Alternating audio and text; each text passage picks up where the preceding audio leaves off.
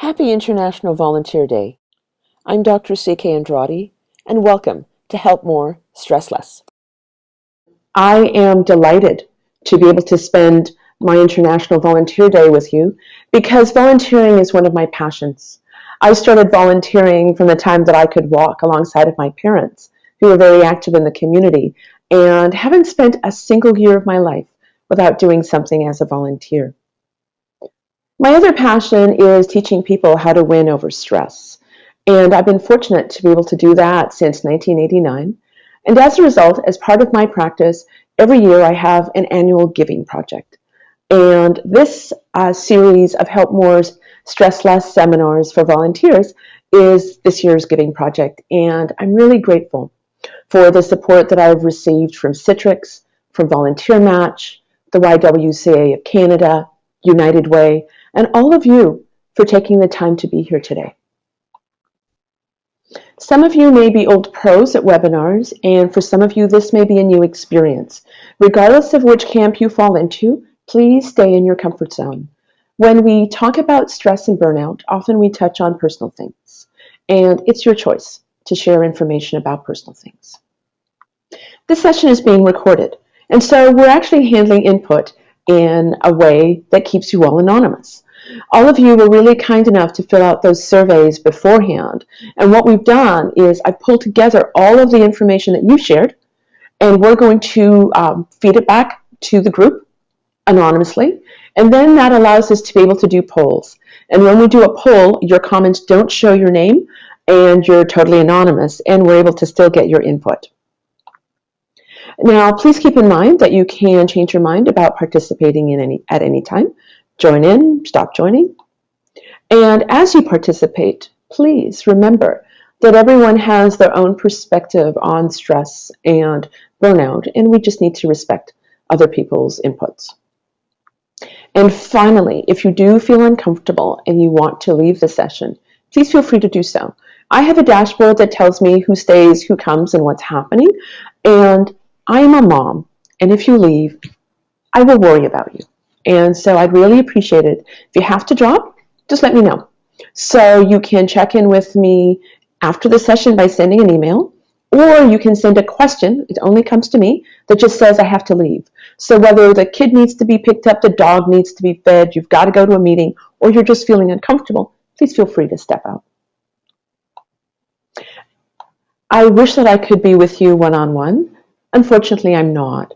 And so if you have any concerns about how you would use any of the guidance that we talk about today in relation to your personal health issues, please consult a healthcare professional who is familiar with your particular. Thank you so much for giving me your input on what you'd like to learn. I've pulled this together into 4 main topics. To be able to identify the signs that you may be on the road to burnout. To be able to describe the 3-point stress check for keeping your stress levels under control, to be able to list some of the rewards and challenges of volunteering, and then to describe 5 practical strategies that you can use to increase your enjoyment of volunteering and prevent burnout. What I'd like to do now is I'd like to open a brief poll. And what that would allow you to do is to tell me what your number 1 learning goal is today. And then we will gear the content towards the key learning goals, making sure we cover them all, but making sure that we spend as much time as possible as on the learning goals that are the most important to you. So right now you should see the poll on your screen. Just take a moment to go ahead and select the one that is most important to you today. Identifying the signs that you may be on the road to burnout, describing the 3-point stress check, listing rewards and challenges of volunteering, or the 5 strategies that you can use to burnout-proof your life.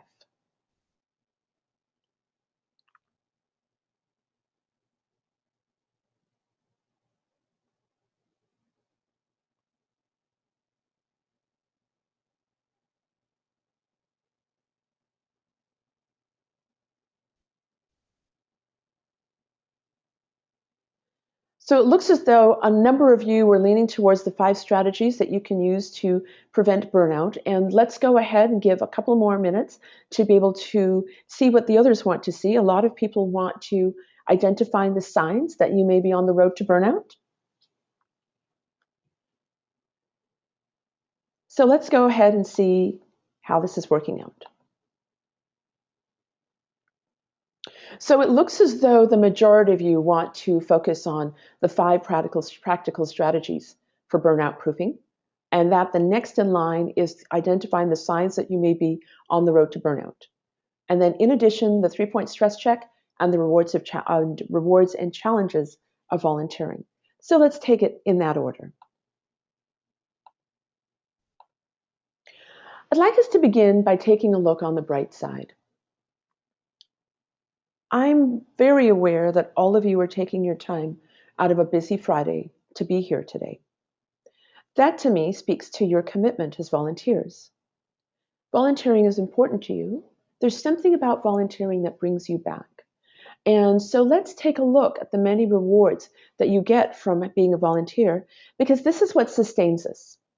There will be bumps on the road to volunteering, and keeping focused on why we're here, what the rewards are, is what really helps us get through the challenges. And so we're going to begin by exploring these, not just for the sake of conversation, but so that you can identify what the draw is for you, what the reward is for you, so that when things get difficult, you have something that you fall back on.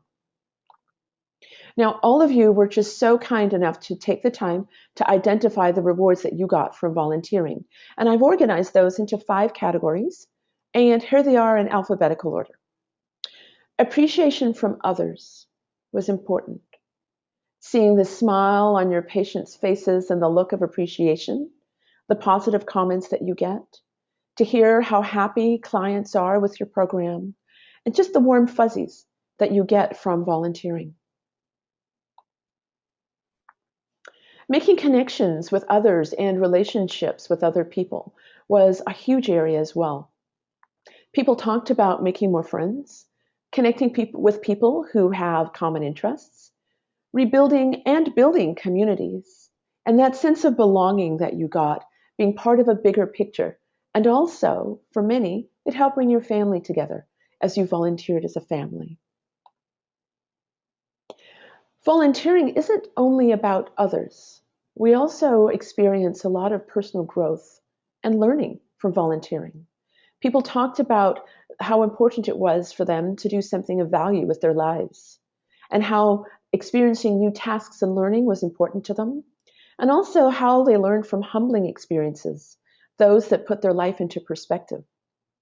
People talked a lot in their responses about concrete things that they learned, improving their English and other skills, and being able to use skills they don't typically get to use at work. And the overall sense was of doing what you're called to do. Pride. Pride in contributing and making a difference was another big and important area. And people shared their comments about being able to contribute to a solution to a problem or an issue, and knowing that someone or something out there is a little better now because of their efforts. That sense of making a difference and having a positive impact on your community. These are all really important rewards of volunteering. And that brings us to the sense of satisfaction and purpose. Feeling good about helping and being needed. Because it's good to help. And people talked a lot about the gratitude of giving back, the joy that they experience for being able to help others help themselves, or in the case of those of you who work with animals, to be able to help animals that need it. Many of you recounted your feeling of purpose and accomplishment, and that satisfaction of giving from the heart. As one person put it, it's a blessing to give to others. And others were happy to know that they were making a difference. And someone said, it just feels good to help. So I'd like you to pause for a moment, think about these 5 categories of rewards of volunteering, and I'm going to put out another poll. I'd like you to select the one that's most important to you. And remember, I'd like you to jot this down because this is going to be your touchstone when you encounter some of the challenges.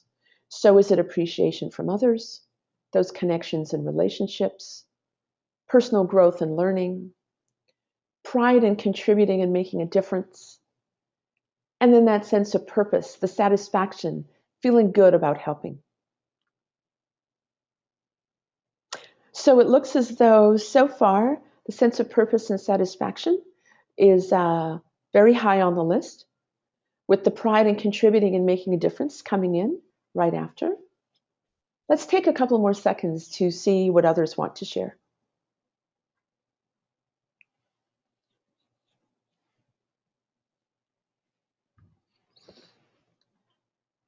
Okay, here we go.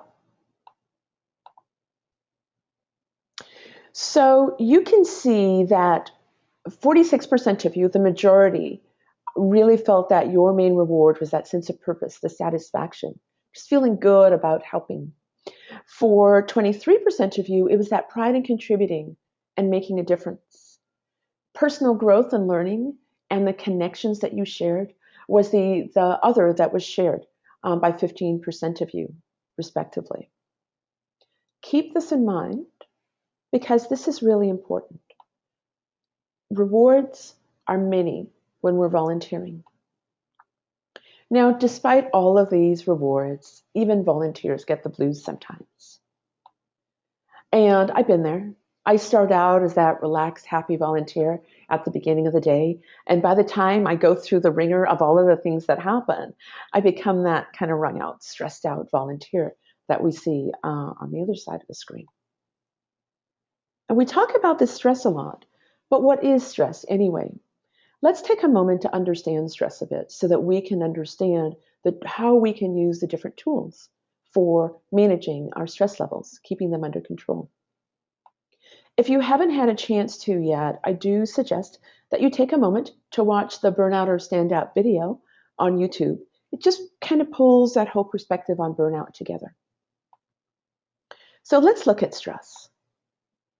I always go to the dictionary. I'm a dictionary girl. And the dictionary tells me that stress is a challenge, demand, and that's not always a bad thing. Because we need to have some challenges in our life. Small amounts of stress is good for us, the good stress. We need something that motivates us, that keeps us excited. And I've actually found from the work I've done with people who are unemployed that not having challenges, emptiness, can be a source of stress. And so we need something. But what we tend to be thinking about when we use the word stress is large amounts of stress or stress that just lasts for too long. And that's what we call chronic or bad stress. Now, how does stress work? There are a lot of people who go through the day thinking that stress is something that just happens to them. These stressful events occur, our hearts pound, our thoughts race, and we have no control over it. Well, Lazarus and Folkman help us understand that there's a lot that we can do to control stress, and that in fact, a situation isn't stressful until we decide that it is. Here's how it works. Yes, stress-provoking events happen all the time, and when they do, we interpret them. We weigh the demands of the situation and our skills. And we say to ourselves, do I have what it takes to be able to deal with the situation?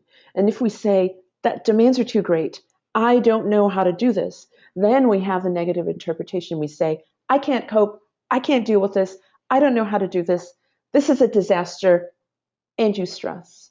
And what happens is that triggers the fight or flight response, and your heart starts to pound, your thoughts start to race, your mouth goes dry, your palms get sweaty, and you have a stress response. Now, fortunately, it doesn't have to be like that.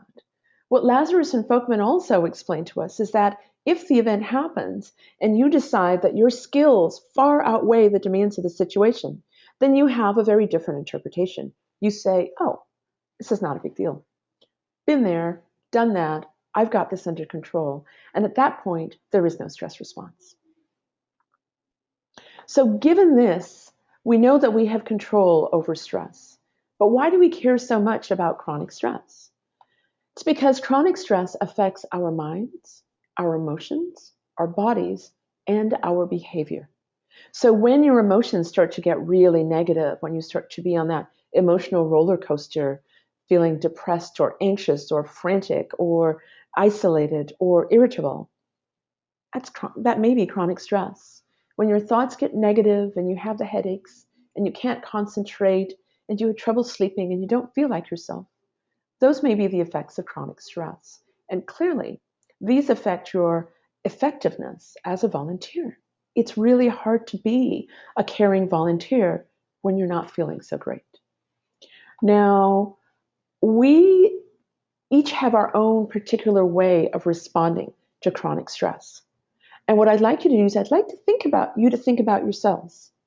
Do you feel it in your body? Is it your emotions that change? Do your thoughts change? Does your behavior change? And I'm going to start a quick poll so we can check in to see how this is working.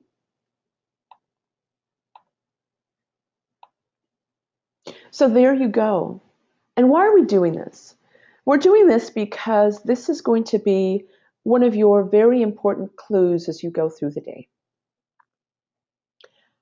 As you go through the day and things start to happen, is your first sign going to be the muscle tension? Or is your first sign going to be the irritability or that weird uneasiness that you feel emotionally? Is it going to be that you become forgetful or that your thoughts just start to race? Or do you find that your behavior changes? That all of a sudden you're eating more or sleeping more or less? So make note of this. This is going to be one of the tools that you're going to use.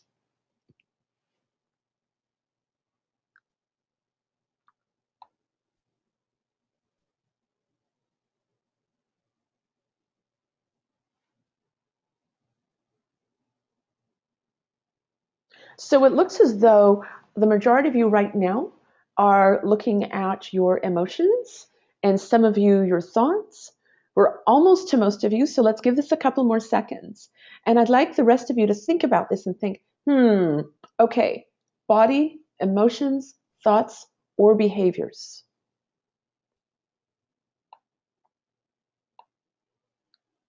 Okay, let's see how it worked out. So for the majority of you, you will look for emotional signs. Some of you will look for changes in your mental function. Keep that in mind. Nobody in the poll selected behaviors or body, but that might be yours even if you didn't poll.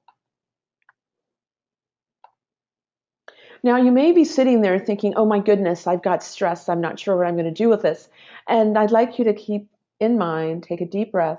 The effects of chronic stress are preventable and they're reversible. So remember, your goal as a volunteer is to change the balance, have less bad stress, and have more great volunteer experiences to really focus on the motivating aspects of volunteering. So, in order for us to find the right solutions for the challenges of being a volunteer, we need to understand what your particular challenges are. Volunteers tend to be caring, engaged people who are active participants in the world around them and take on a number of different activities. Volunteers juggle a lot of activities. What are you juggling? In the survey that you did before the seminar, you told me what your common source of stress was. And it was really interesting to note that when we looked at what the main source was, it wasn't from one individual thing. That 49% of you said that your stress really comes from juggling more than one thing, whether it's school and friends, your health, finances, volunteering, and everything else. So there's a lot going on in your life. Now, one of the things that we tend to do is we think that the stress comes from out there. I would just like to point out that some of our stress comes from our thoughts and our behaviors. As helpers, we tend to be very self-reflective and self-aware, and consequently, sometimes we tend to have a lot of negative self-talk. And this is what I call the garden variety put-downs. Oh, you screwed that up. You did that so badly. I can't believe how clumsy you are. You are always late. Oh, you've done it wrong again. This negative self-talk actually leads us to undervaluing what we're able to do in a situation. We may also find ourselves worrying a lot or catastrophizing. That's the fine art of making a mountain out of a molehill. Now, our helping behaviors are really good as long as we keep them in balance. And the thing to keep in mind is sometimes our helping behaviors can be a source of stress. if they get out of balance. For example, rescuing. When we are determined to help someone or something that really doesn't want it, that's stress-provoking and frustrating. Martyring. Are you the martyr? It's great to be the person that stays behind to clean up now and then, but if you're the one that's always doing the cleanup and resenting it and just hating everything about doing it, then you may want to check your helping behaviors and see if you're becoming a martyr. And the other one is giving excessively. It's great to give, but we need to know when to stop. Give the shirt off your back, okay, and then keep going? No, not so much. And so keep in mind that it's not always out there, that sometimes the stress comes from our own thoughts and behaviors. So the other thing that I asked all of you to do is to tell me what were your challenges of volunteering. And we're going to focus on the challenges of volunteering, not because we want to sit here and whine and complain for the next hour, but because in order to have a solution that works, you need to have the problem clarified so that you know what you're focusing on. What I've done with everything that you've told me is I've grouped it together into categories. And here they are in alphabetical order. Dealing with the organization that we work with, their culture. Every organization is slightly different, and so we have to learn how to navigate it, whether it's the funding issues or the processes, or just getting to know how you work effectively with it. This was a huge one that people talked about, feeling pressure to do more. Can't say no.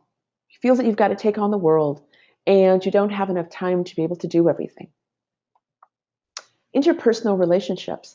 Now, if you recall, these were also on the list of rewards, but it's a double-edged sword. Sometimes it is difficult to deal with all the people that we have to interact with, the staff of the organizations, the other volunteers, the very people that we're helping. And not enough volunteers, time or money to do what's needed.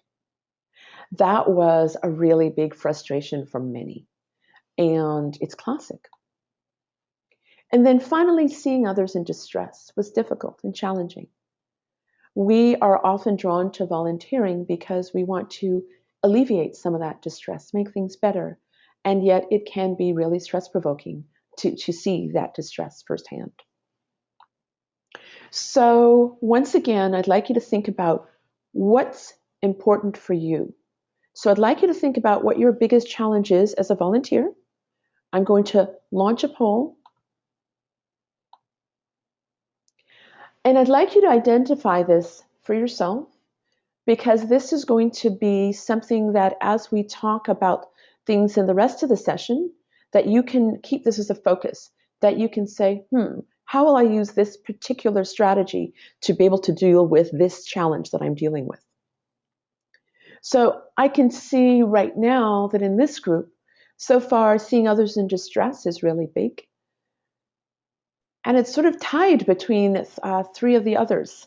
So let's wait a couple of seconds and see how things work out.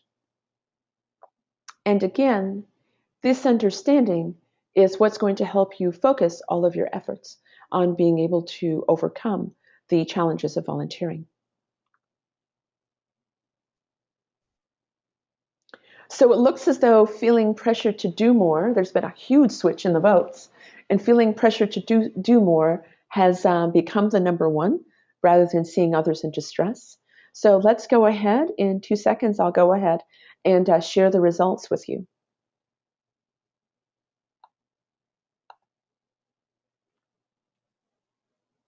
So feeling pressured to do more, not being able to say no, taking on the world is the number one right now in this group. And coming in after, interestingly, tied, being able to understand organizational cultures, dealing with interpersonal relationships, dealing with seeing others in distress, and then not enough time, volunteers to be able to get things done. I hope that you've taken the time to jot down what's your biggest challenges, because it's time for us to start taking control. It's time for you to control your stress levels, keeping in mind what your main challenges are. So in the old days, I used to just bang my head against the wall. And finally, I realized that that wasn't the most effective thing to do. And so I tried doing something new. And over the years, in working with people in controlling stress, I've come up with 4 simple stress steps. That was a Freudian slip. First step is going to be to scan. We don't want to wander through our days feeling bombarded by situations and being caught unaware. So we're going to talk about scanning so that you start to recognize when you're crossing that fine line between good stress and bad stress. When you notice that stress is increasing, then you're going to stop. And stop that stress cycle so that you're not automatically having that stress response to everything that occurs. Then you're going to step into your stress-free zone using the stress busters that we're going to talk about in a moment. And then the final step after it's all done is you're going to start afresh. So because this is the basic class, we're going to talk about these at a very high level and talk about some concrete tools, those practical strategies that you can take away with you today. The 3-point stress check. This is a favorite of mine, and it's going to become your friend. Let's talk about how you check yourself, you scan as you go through the day, and you'll see that number 1 there is check your shoulders. Now, as you go through the day, if you're like me, the tension builds in your shoulders. And on particularly bad days, by the end of the day, my shoulders are literally up around my ears. So check your shoulders. And if you notice that you're wearing your shoulders as earrings, that's a sign that your stress levels are getting higher. Check your breathing. Our breathing changes when we're under stress, and it can change in 2 ways. The first is to become fast and shallow. The second is a little less common, is slowing down and sometimes holding your breath. So check your breathing. If you sound like a puppy dog, or you're going blue in the face because you're holding your breath, that's another sign that your stress levels are creeping up. Now, you recall that I said it isn't stressful until you decide that it is. And so the final thing that you check are your thoughts. If you are starting to experience the racing heart rate, the sweaty palms, the busy, stress-provoking thoughts, that tightness in your stomach, it's because of something you've said to yourself. And so you check your thoughts. Are you saying, I can't cope? This is stressful. I don't know what to do.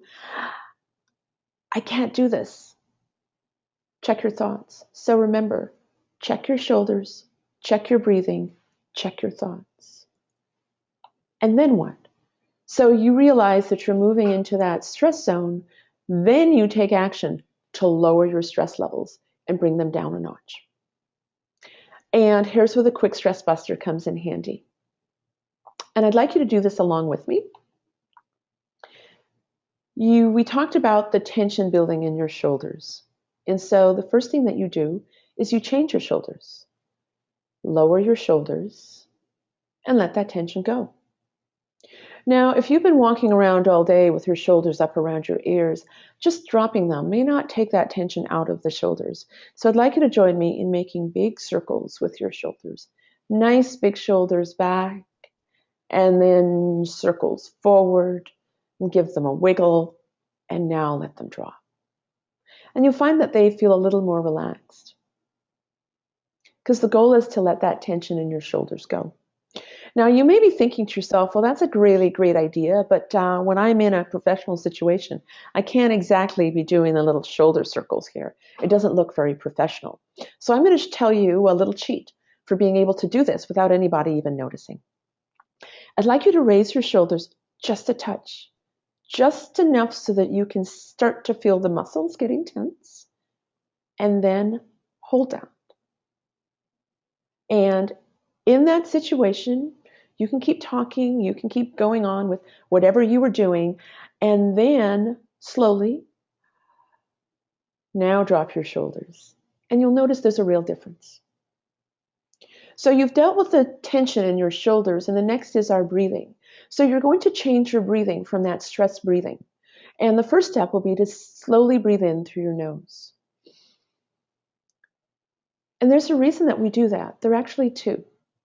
First of all, breathing in and out through your nose will slow down your breathing, and it'll stop you from hyperventilating. When we breathe through our mouths, there's a tendency to hyperventilate and just breathe too quickly. And it's impossible to do that when you're breathing through your nose. Just try that. Try breathing in and out through your nose quickly 5 times. It's hard. It's really hard unless you practice. And so breathing in through your nose will slow your breathing and prevent hyperventilation. The other reason that you breathe in through your nose is because that warms and moistens the ear. And that's really important in helping you relax. And then you're going to breathe out, not just any old way. You're going to sigh the air out through your mouth while keeping your lips pursed, making an O with your lips. Now, I always wondered about that making an O with your lips thing. I used to watch those workout videos, the kind with women in spandex, and they'd be doing their workout and they'd be breathing with their lips pursed. And I just think it was so cheesy. And then I found out it's actually a therapeutic technique. Pursed lip breathing is taught to people with breathing issues, for example, people with asthma, because it maintains a positive pressure in your airways while you breathe out. It also decreases the tension in the muscles that you use for breathing. So do this along with me. Take a deep breath in through your nose, and then you're going to sigh the air out through your mouth with your lips pursed. Here we go. And you let the tension go. Now, once again, if you're in a professional situation, it may be a little awkward if you start pursing your lips while you're breathing. So here's a cheat for how you do pursed lip breathing without anyone noticing. Part your lips just a touch and leave the teeniest space between your back teeth, and put your tongue down on the floor of your mouth and breathe out. That helps to create that positive pressure in your airways without being obvious that you're pursed lip breathing. So you've changed your shoulders, you've changed your breathing, and now the most important part, change your thoughts. Remember we talked about those stress-provoking thoughts, I can't do this, I can't do this, I can't cope, I'm under stress, that tend to be like that hamster running on that hamster wheel that's endless. And here is where you switch your thoughts. And the goal is to think positive. But I don't know about you. When I'm falling apart, I can't think warm, fuzzy thoughts. I can't go, oh, you go, girl, or you've got this, CK, great job. I can't. But what I can do is I can think neutral. I think about my grocery list. 3 cans of peas, 1 carton of milk, 1 bag of rice. And very slowly, that racing thread of stress-provoking thoughts stops, and it's replaced by these really mundane thoughts, and that allows me to compose myself and pick a better direction. So what I'd like you to do now is I'd like you to stop and choose your own neutral list. When you're stressing, what are you going to think about? Are you going to list all your favorite friends, list your favorite type of chocolate, make a list of your favorite books, think of your colors of the socks in your sock drawer. Think of something neutral and relaxing, and I'd like you to choose it now, because I guarantee that the next time you're in a really stress-provoking situation and you've started to unravel, that won't be the best time for you to try thinking, oh yeah, what's a neutral list that I can think about here that will calm me down? So take a moment and jot down your neutral list. What are you going to come back to? Don't think about your grocery list if it's going to make you stressed. Think of something that's a lot more neutral. So there you have it, the quick stress busters. Change your shoulders, change your breathing, change your thoughts. It's very helpful. Now, one of the things that you'll find is that you can't go through every minute of the day with this quick stress buster. And that just helps us take the edge off. Sometimes you need to do more. Now, you may remember from doing this survey at the beginning that there was a point at which I asked you what you do to deal with the challenges of volunteering. And thanks to all of you who shared your those responses. And what I've done is I've actually grouped them into the 7 types of stress busters. You have 7 different types of things that you can do to help you control your stress levels during the day. And keep in mind that you don't have to learn something new. You already have a wide number of skills in your own toolbox. It's just that when we get stressed, we forget what we usually do. And if we do remember, we lose a lot of confidence in whether or not they're really going to work. As we go through these lists, I'd like you to look through them for two reasons. If you shared some of yours, see which category it falls into so you know what type of stress busters you use. Many of you said you weren't sure what you could do to help control your stress level and needed some suggestions. So look at these for suggestions. And the other thing that you can do is get yourself a copy of 60 Stress Busters for volunteers. It's absolutely free. Your host organization may have a PDF version. You can email me to get a PDF. For those of you who are Kindle readers, it's free on Amazon until the 9th of December, so just hop on and get yourself a free copy. This is the top 60 stress busters from all of my seminars. And here's what you suggested. Physical stress busters are the things that you do with your body or for your body to take the edge off that stress. And many of you talked about doing breathing exercises, making sure you hydrated with herbal tea or water, exercising, doing sports, making sure you rested, got enough sleep, to being able to make sure that your nutrition was spot on, and to do relaxation techniques, whether it was yoga or something else, and just getting out and being more active. So these are physical stress busters. Mental stress busters are the next category. These are things that you can do in your mind, or as I say, for your mind. In other words, things that you can learn.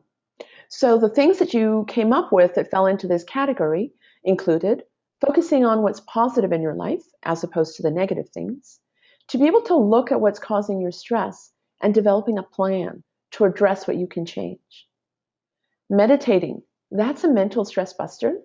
So is reframing stressful moments. So reframing them to see them in a more positive light, to be able to see yourself as being able to cope as opposed to the, oh my goodness, I can't do this. Thinking about your insights. What have you learned in previous situations and how can you apply them today? And then trying to remember why you're doing what you're doing. That brings us back to the very beginning when we talked about those rewards of volunteering. Personal support, this is huge. And there were dozens and dozens of suggestions that people had for ways in which you can get support from people, pets, plants. Interacting with friends and family, whether you want to chat to them, listen to them, have meals with them, reach out to them for advice, or just hang out. Being able to hang out with your pets as well. Someone said nothing helps like cuddling a kitten or walking your dogs. Social activities are a huge source of personal support, and so is volunteering. Don't overlook the importance of personal support. Emotional stress busters. This is important to keep in mind. Too often we try to ignore our emotions and think that if we just bury them, that they're just going to disappear. When in fact what they do is they pop out in unexpected and sometimes unpleasant ways. So it's really important to vent or deal with your emotions. Get them out of your system rather than bottling them up. And here are some suggestions that people had. Avoiding the bad vibes, the people, the situations, the activities that cause you stress. Sort of emotional caretaking. Listening to music, talking it out, trying to say no sometimes, and not feeling guilty about it or selfish. And then venting. People suggested dozens of ways of venting. Crying, screaming, pounding pillows, cleaning the house, journaling, whatever works for you that's positive. My favorite is screaming to music. Even better. So I get in the car, I get on the highway, and I turn up my favorite music. Death metal works really well for this. And I scream. And as I drive along and scream intermittently, people going by just think that I'm singing along.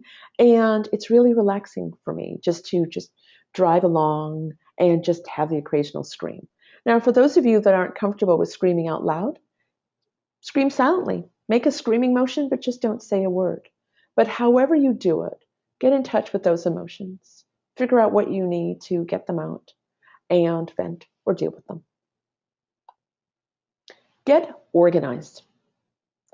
And it's amazing how much clutter and disorganization can contribute to your stress levels.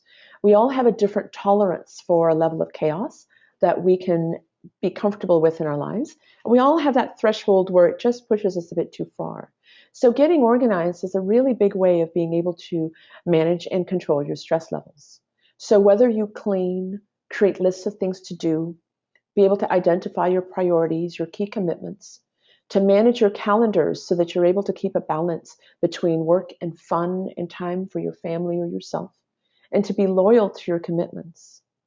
You can use being organized as a way of being able to watch out for being overcommitted. And someone also mentioned managing up. So managing the people that manage you and managing your environment, keeping that organized, because being organized in many ways will help you keep your stress levels in check. And honestly, sometimes you just can't think about the issue at hand, and it's okay to take your mind off it. That's what the diversionary stress busters are. And people just had hundreds of different suggestions for ways to take your mind off a stress-provoking situation. It ranged from sitting on a couch doing absolutely nothing to baking or cooking, some hobby, going shopping, writing, working out, volunteering, watching a movie. Whatever you do, find something that will take your mind off the stress, that's positive and constructive, and enjoy it. And that brings us to the last category, spiritual stress busters. Too often when we're experiencing the feelings of stress and feeling anxious, it's because we're becoming disconnected from our spiritual self.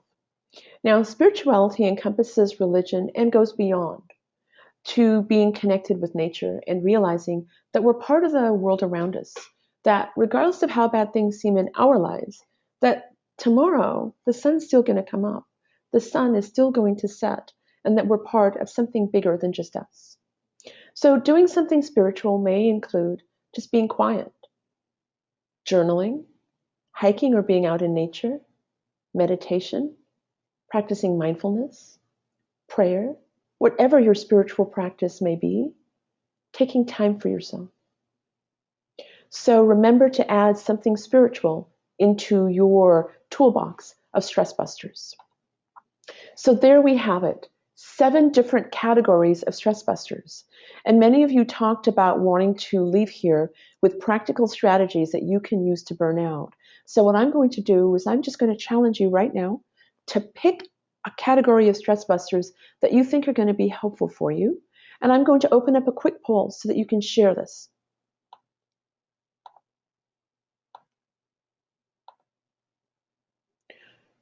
When you're finding yourself in a challenging, difficult situation, which one are you going to use? Is it going to be physical, mental, getting organized, personal support or emotions, something to take your mind off things, or something spiritual? Wow, at this moment in time, mental diversions and spirituals are perfectly tied. Let's see if anything happens in the next couple of seconds.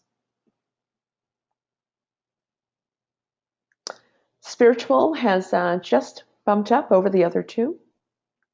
And now some people are starting to talk about physical being important to them.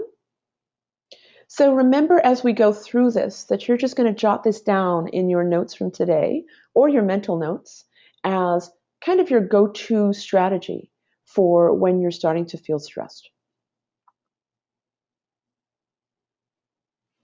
So let's go ahead and see what people chose. So it was actually a tie between connecting with your spiritual self and taking your mind off things, with mental strategies and being organized coming in next, and then a tie between physical, personal support, or emotional support. As we do this, I'd like you to keep in mind that it's important that you begin with what you know already. You don't have to go out and learn anything new. Use what's in your toolbox as a starting point. And before you use the stress buster, I'd like you to ask yourself 3 questions. The first is this a positive strategy or will it cause problems? We can very easily think about things that are obviously negative, like abusing drugs. But often positive strategies can become problematic if we overuse them. So, for example, exercising is an incredibly good way of being able to keep stress levels under control. But if you find that your exercise regimen is starting to control your life, that you almost become an exercise addict, it just becomes the thing that you can't live without, then maybe that positive strategy has gone awry. The second thing you ask yourself is this appropriate for the time and place? I like to chant. Chanting helps me just feel relaxed. A nice deep om. But you can imagine that there are a lot of public situations in which chanting is not going to be appropriate and which it's going to be a source of stress. Now, the last thing to ask yourself is this a long-term or a short-term strategy? It's just fine to put a Band-Aid on things sometimes. Something happens, you take your mind off it. Or, you know what, you'll just get back to it tomorrow. But if you find yourself Band-Aiding a particular situation too often, that may be a clue to you that you need to use a longer-term strategy. So remember these 3 questions before you use a stress buster.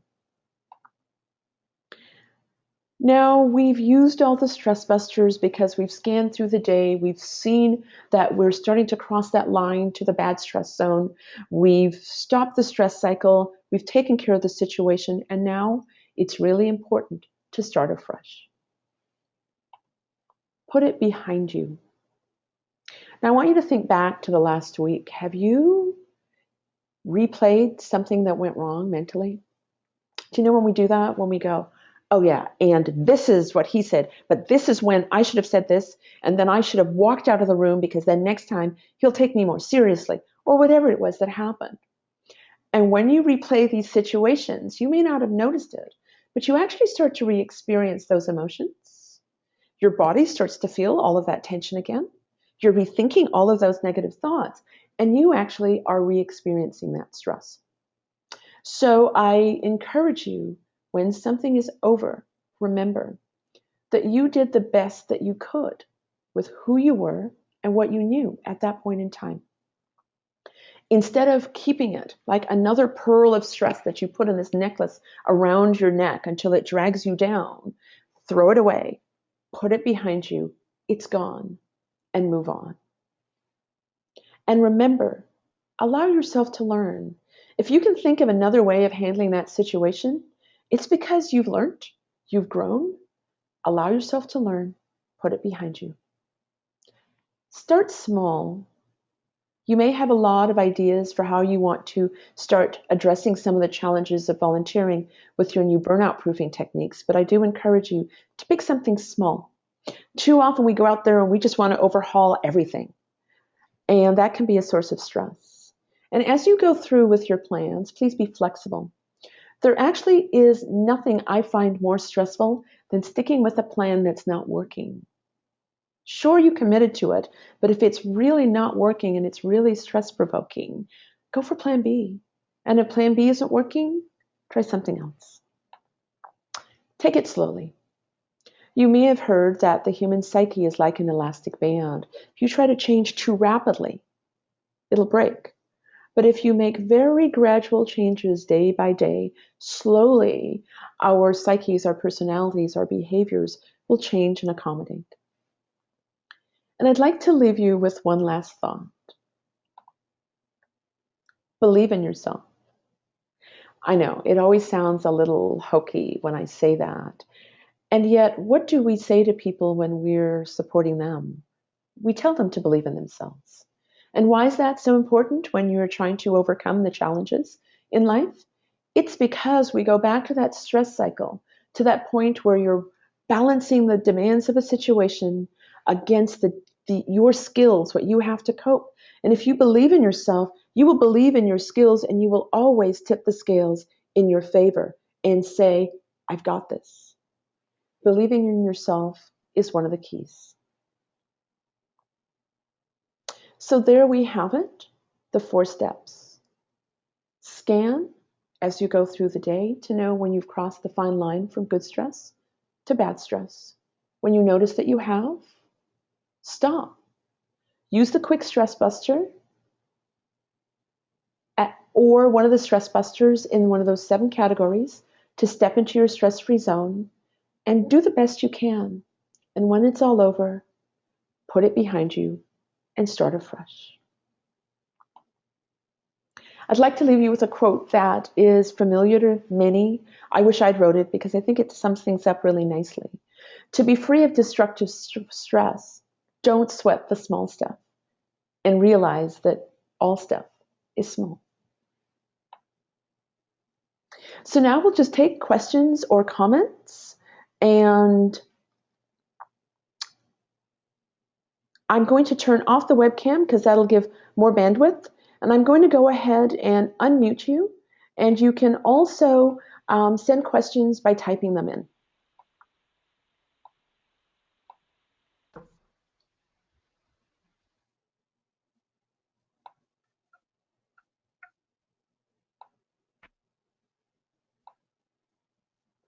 So I have the first question coming in. And the question is, how do I know which stress buster to use? You've talked about so many. That's a good question. I'll tell you my suggestion for handling that. So, as you're going through a stress provoking situation, sometimes it's very difficult to problem solve in the moment and decide what the best thing is to do. So, before I go into day to day activities, I've actually got a little list that I've already made for myself of my top stress busters that I like to use. So, I know that my fallbacks will be breathing, talking it out, walking away, and getting organized are my top ones. And so knowing that, that's where I start asking myself, are these appropriate?